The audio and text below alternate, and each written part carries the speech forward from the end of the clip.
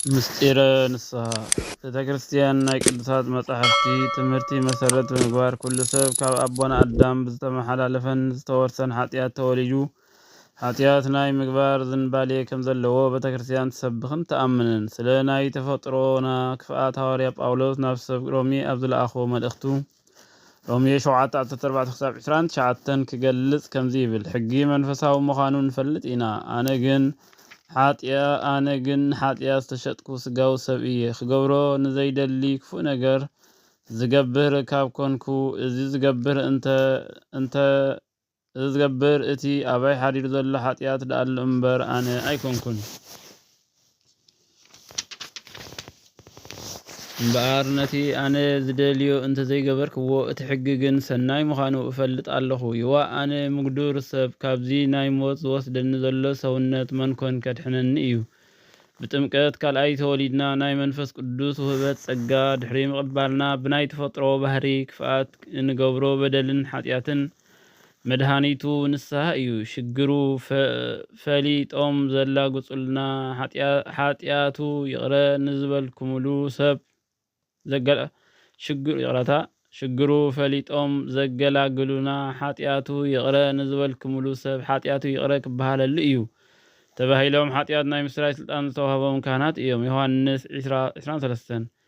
ምስጢርነቱ ንካህናት ዝተዋህቦም ብዓይኒ ብዘይርአ ስልጣን ምኽንያት ንስሐ ዝምለሱ ብዓይኒ ዘይርአ ስርየት ኃጢአት እዩ ንስሐ ምእታው ማለት ድማ ብዝተሰርሐ ኃጢአት ምጣዓስን ካልኣይ እውን ተመሊስካ ንኸይትሰርሖ ምውሳንን ምዃኑ በዞም ስዕቡ መረድኢ ጥቕስታት ንመልከት ነፍሲ ወከፍ ከከም ግብርኹም ክፈድየኩም እየ ስለዚ አነ እግዚአብሔር ተዛሪባ ኣለኹ ተነስሑ አበሳኹም ጥፍአት ከየምጽአልኩምሲ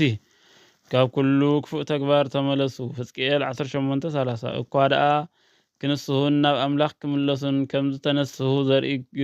ግብሪ ክገብሩን ቅድም ኣብ ደማስቆ ድሓር እውን ኣብ ኢየሩሳሌምን ኣብ ዘላ ሃገር ይሁዳን ከምኡ ከዓ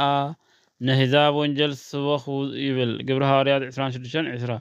ናይ ምስጢረ ንስሐ ኣፈጻጽማ ከመይ እዩ ንዝብል ቤተ ክርስቲያንና እትኣምኖን እትምህሮን ንስሐ ማለት ሓደ ሰብ ስለ ዝገበሮ ኃጢአት ምጥዓስ ንመጻኢ እውን ነቲ ዝጠዓሰሉ ኃጢአት ንኸይትሰርሖ ምውሳን ጥራይ ዘይኮነ እዚ ነገር እዚ ንምስማዕ ስልጣን ብዝተዋህቦም ካህናት ምንዛዝ እዩ ስለዚ ኑዛዜ ዝግባእ ምዃኑ ናይ ቅዱሳት መጻሕፍቲ ምስክርነት ጥቕሲ ንመልከት ካብዞም ነገራት እዚኣቶም ብሓንቲ እኳ በደለኛ ዝኾነ ብዝሰርሖ ኃጢአት ይናዘዝ ዘሌዋውያን 5:5 ኃጢአቱ ዝኽውል ሰብ ኣይድሕንን እዩ እቲ ዝናዘዘሉ እሞ ዝሓድጎ ግን ካብ እግዚአብሔር ምሕረት ይረክብ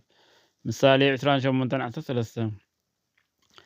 እምበኣርሲ ምእንቲ ክትሓውዩ ንሓድሕድኩም ኃጢአትኩም ተናዘዙ ሓደ ነቲ ሓደ እውን ይጸልየሉ ጸሎት ጻድቕ ብግብራ ብዙሕ ተስልጥ እያ ያዕቆብ 5:16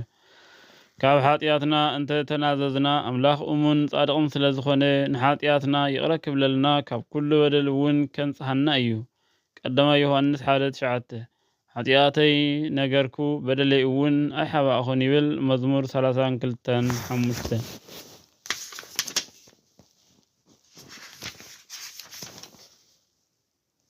ስብሐት ለእግዚአብሔር ወለወላዲቱ ድንግል ወለመስቀሉ ክቡር ይትአኮቶ ይሰብሐ ስሙ ለእግዚአብሔር አምላክነ ወትረ በኩሉ ጊዜ ወኩሉ ሰዓት